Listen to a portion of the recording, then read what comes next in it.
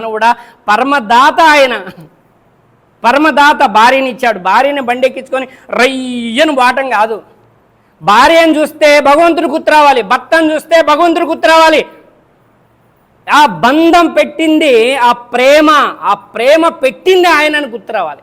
భార్యాభర్తల బంధంలో పిల్లలు పుడితే ఆ పిల్లగాడిని చూసినప్పుడు, ఆ కూతుర్ని చూసినప్పుడు, ఆ కొడుకుని చూసినప్పుడు, ఆ ముద్దులకి పసి పిల్లల్ని చూసినప్పుడు ఇది దైవ సృష్టి, దైవం నాకు ఇచ్చిన కానుక, ఆ జన్మాంతం ఆయనకు ఆరాధన చేసినా నేను ఆయన రుణం తీర్చుకోలేను.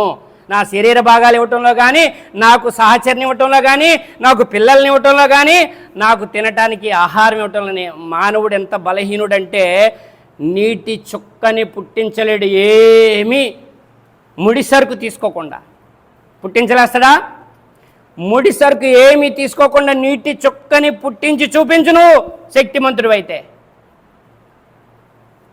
బియ్యపు గింజ అన్నం మెతుకుందా? అన్నం మెతుకుని, భూమి లేకుండా, వర్షం నీళ్లు లేకుండా అన్నం మెతుకుని సృష్టించలేడు. ఆయన ఇస్తే తప్ప. నీకు ఆయన ఇచ్చాడు, నాకు ఆయన ఇచ్చాడు, నీకొకడు నాకు ఇంకొకడు లేడు.